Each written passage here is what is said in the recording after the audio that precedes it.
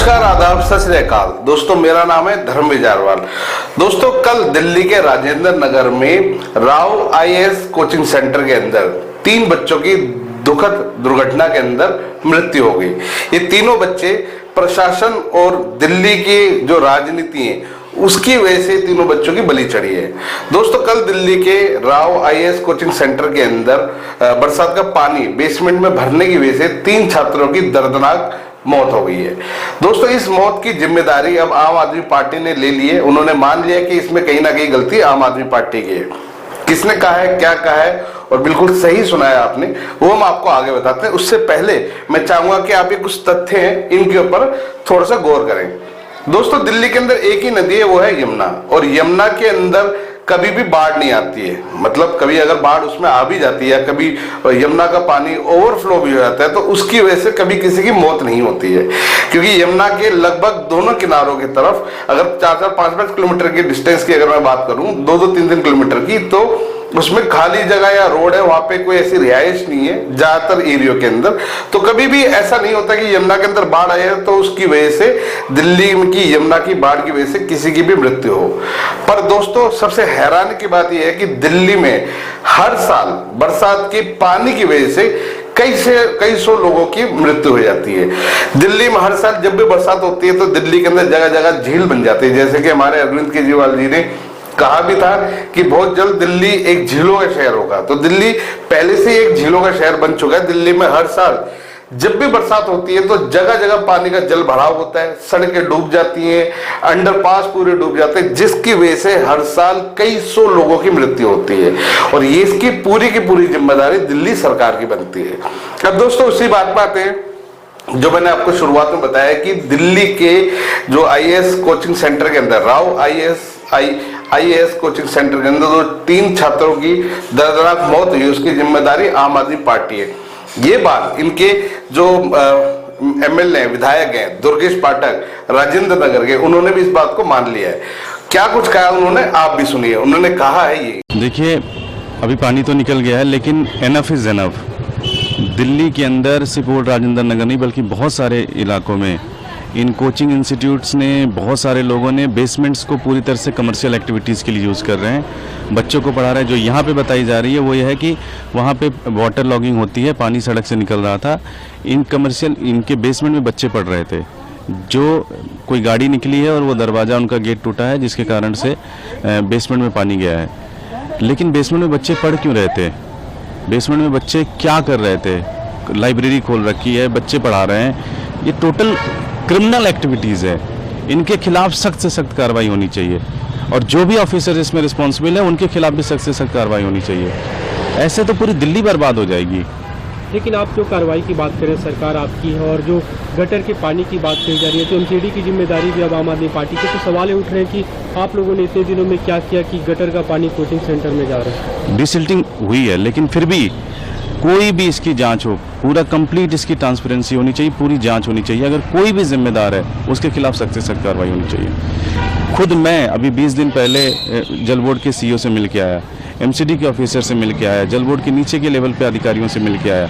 Desilting की बात कर रहा हूँ, ड्रेनेज क्लीन की बात कर रहा हूँ, सुपर सकर की मशीन की बात मैं मांग रहा हूँ, डिक्की मशीन की बात मैं मांग रहा हूँ, ठीक है। लेकिन वही जहाँ 10 मशीनें लगनी है 2 मशीनें आ रही हैं, 1 मशीनें आ रही हैं, 2 घंटे के लिए मशीनें आ रही हैं, उसमें है कमी पूरी तरह से। लेकिन फिर भी मैं कहता हूँ कि जब तक आप ये बेसमेंट और कोचिंग इंस्टीट्यूट के खिलाफ कार्रवाई नहीं करोगे, ये पूरा सिस्टम बनवा लेंगे। आज तो चलिए पानी है, कल शॉर्ट सर्किट भी हो सकता है, कल कोई और चीज़ भी हो सकती है। शॉर्ट सर्किट अभी बीते दिनों से हो तो बहुत सारी लगता है कि जो जल जमा होता है एमसीडी की कहीं ना कहीं नाकामी रही है। देखिए, क्या भी बोल रहे हैं, ड्रेनेज सिस्टम जो है वो दिल्ली का कोलैप्स है। रीज़न 15 साल भारतीय जनता पार्टी रही, ड्रेनेज के ऊपर कोई काम नहीं है। 1 साल से हम लोग आए हैं, ड्रेनेज के ऊपर काम कर रहे हैं। लेकिन मैं किसी ब्लेम गेम में नहीं जाना चाहता हूँ। मैं चाहता हूँ इसकी जांच हो और जो भी जिम्मेदार उसके खिलाफ सख्त से सख्त कार्रवाई हो। आपने कहा बीजेपी 15 साल शासन में रही, बीजेपी के लोग कल वहाँ पे पहुंचे थे, बांसुरी स्वराज, वीरेंद्र सचदेवा, वो लोग सीधे तौर पर आप लोगों पे आरोप लगा रहे हैं। सचदेवा और बांसुरी स्वराज ने आपका नाम लेकर कहा कि एमसीडी के प्रभारी हैं दुर्गेश पाठक, लेकिन किया क्या इतने सालों में? देखिए, वो राजनीति करेंगे, उसकी राजनीति में नहीं जाना। सोल्यूशन पे जाना है। सोल्यूशन यही है कि जब तक आप इस तरह के बेसमेंट के ऊपर बहुत एक्शन नहीं लेंगे, स्ट्रॉन्ग एक्शन नहीं लेंगे, तब तक ये चीज़ें होती रहेंगी, चलती रहेंगी। आपको पूरी दिल्ली के अंदर ग्राउंड पे उतरना पड़ेगा, एक एक घर में जाके देखना पड़ेगा। अगर किसी भी बेसमेंट में कोई कमर्शियल एक्टिविटीज़ हो रही है तो उसको बंद कराना पड़ेगा, उसको सील करना पड़ेगा। आपने कहा कि जो जल बोर्ड के अधिकारी वो बात नहीं सुनते हैं, सुपर शटर मशीन आप जो मांग रहे हैं वो नहीं मिल रहा है, तो ऐसे मतलब कब तक चलता रहेगा? कहीं ना कहीं लोग परेशान हो रहे हैं। सख्त से सख्त कार्रवाई होनी चाहिए इनके खिलाफ, सख्त से सख्त कार्रवाई होनी चाहिए। इन्होंने फॉर ग्रांटेड ले रखा चीज़ों को। मतलब कैसे कार्रवाई होगी? आपको क्या लगता है जब क्या कुछ किया जाना चाहिए इस मामले में? डिस्कस करते हैं मिनिस्टर एंड सारे लोगों से, इनके खिलाफ से सख्त कार्रवाई होनी चाहिए। क्योंकि मैं अभी 20-25 दिन पहले मैं मिल के आया हूँ जल बोर्ड के सीईओ से, एमसीडी के ऑफिसर से मिल के आया हूँ। अब आप मेरे उसमें फेसबुक पे चले जाइए, ट्विटर पे चले जाइए, मैंने सारी जगह फोटोग्राफ्स डाल के पब्लिक की हुई है। कंप्लीट जब तक ये नहीं होगा तब तक कोई भी, आप समझिए कई जगहों पे सीवर्स ब्लॉक हैं, कई जगहों पे सीवर टूटी हुई हैं, उनको चेंज करने की ज़रूरत है और कोई एक्शन नहीं ले रही है। अभी जो एमसीडी जो मेयर ने ऑर्डर जारी किया है उससे सुना दोस्तों, खुद दुर्गेश पाठक इस बात को मान रहे हैं, इस बात को एक्सेप्ट कर रहे हैं कि दिल्ली का जितना भी सिविल सिस्टम है वो खत्म हो चुका है, वो पूरी तरीके से बस्ट हो चुका है। तो अब इसकी जिम्मेदारी आम आदमी पार्टी की बनती है। वो क्यों, वो मैं आपको बताता हूँ। दोस्तों, आम आदमी पार्टी लगभग दिल्ली के अंदर पिछले 12, 13, 15 सालों से राज कर रही है और 15 सालों के अंदर इन्होंने दिल्ली के सीवर सिस्टम पे कोई काम नहीं किया है। ये खुद दुर्गेश पाठक ने बोला, क्योंकि अगर इन्होंने काम किया होता तो आज ये स्थिति नहीं होती कि दिल्ली के अंदर 10 मिनट की बरसात से दिल्ली में झीलें बन जाए। दोस्तों, खुद दुर्गेश पाठक इस बात को बोल रहे हैं कि दिल्ली का जो सीवेज सिस्टम है वो पूरी तरीके से बर्बाद हो चुका है, वो ठीक करने में बहुत अच्छा खासा पैसा और बहुत अच्छा खासा समय लगेगा।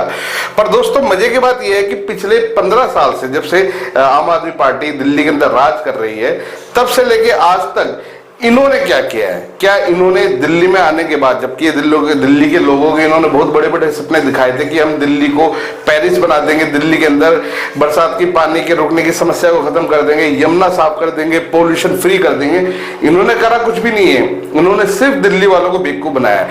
दोस्तों, पिछले 12-15 साल के अंदर इन्होंने कभी भी दिल्ली के सीवर सिस्टम को ठीक करने का कोई प्लानिंग नहीं करी, ये सिर्फ मीटिंगें करते हैं। और दोस्तों, सबसे बड़ी हैरानी की बात यह है कि मिनट मिनट में छोटी छोटी बातों के लिए प्रेस कॉन्फ्रेंस करने वाले आम आदमी पार्टी के तमाम नेता, छोटी छोटी चीजों के लिए प्रधानमंत्री मोदी को दोषी ठहराने वाले नेता, आज इतनी बड़ी घटना होने के बाद सारे लापता है।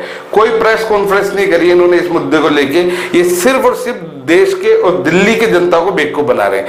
दोस्तों, इनके तमाम नेता इस मुद्दे को लेके गायब हैं, सिर्फ एक दूसरे के ऊपर राजनीति के चलते इल्जाम लगा रहे हैं। आम आदमी पार्टी बीजेपी पे इल्जाम लगा रही है, बीजेपी आम आदमी पार्टी पे लगा रहे हैं, ये दोनों मिलकर कांग्रेस पे लगा रहे हैं।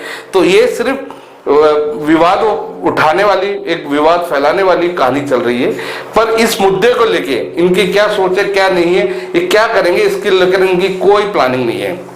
दोस्तों, खुद दुर्गेश पाठक ने अब जितने भी दिल्ली के कोचिंग सेंटर है इनके ऊपर कार्रवाई की मांग कर रहे हैं। इनका कहना यह है कि कोचिंग सेंटर वाले बेसमेंट के अंदर क्लासेस क्यों चला रहे थे, अब इनके ऊपर ये एक्शन करेंगे। तो कोचिंग सेंटर वालों, अब आप लोग भी सावधान हो जाओ, क्योंकि दुर्गेश पाठक अब आप लोगों के ऊपर भी एक्शन कराने वाले हैं। पर मैं एक बात दुर्गेश पाठक से पूछना चाहूंगा कि जितनी गलती कोचिंग सेंटर वालों की, वो कोचिंग सेंटर वाले बेसमेंट के अंदर लाइब्रेरी चला रहे थे, क्लासेस चला रहे थे, बेशक वो चोरी छुपे चला रहे थे, पर इन चीजों को ठीक करने की या इन चीजों की जिम्मेदारी आप लोगों की नहीं बनती है क्या? एक क्षेत्र का जो एमएलए है या निगम पार्षद है, उनकी जिम्मेदारी नहीं बनती है कि वो जाके अपने क्षेत्र की जितनी भी इस तरह की कमर्शियल एक्टिविटी उनको जाके चेक करे? क्या दिल्ली पुलिस की जिम्मेदारी नहीं बनती है, जो बड़े बड़े कोचिंग सेंटर खोल के बैठे हैं वहां जाके उनकी सुरक्षा व्यवस्था को, बच्चों की सुरक्षा को के लिए क्या क्या इंतजाम किए, उनकी वेरिफिकेशन करें, उनकी जांच करें? दोस्तों, अब हो ये रहा है कि हमारे जो दुर्गेश पाठक जी है ना, इन्होंने अपना ठीकरा कोचिंग सेंटर वालों के ऊपर, भारतीय जनता पार्टी के ऊपर, एमसीडी के ऊपर, डीडी के ऊपर, इनके ऊपर फोड़ना शुरू कर दिया। अपनी जिम्मेदारी इनकी कुछ नहीं है। ये वहां के विधायक हैं, जितनी जिम्मेदारी वहां पे एमसीडी या कोचिंग मैनेजमेंट वालों की, उतनी जिम्मेदारी इनकी भी है। क्या इनकी जिम्मेदारी नहीं बनती थी कि इनके क्षेत्र के तमाम जो नाले हैं वो सही तरीके से काम करें, उनमें कहीं पर भी कोई रुकावट ना हो, प्रॉपर तरीके से काम करें? खासतौर से बरसात जैसे सीजन में, जहां उनको सब पता होता है कि भैया किस जगह पानी रुक रहा है, किस जगह फ्लो कम है, उन चीजों को ठीक कराएं। अब इस गंभीर मुद्दे पे सिर्फ राजनीति हो रही है।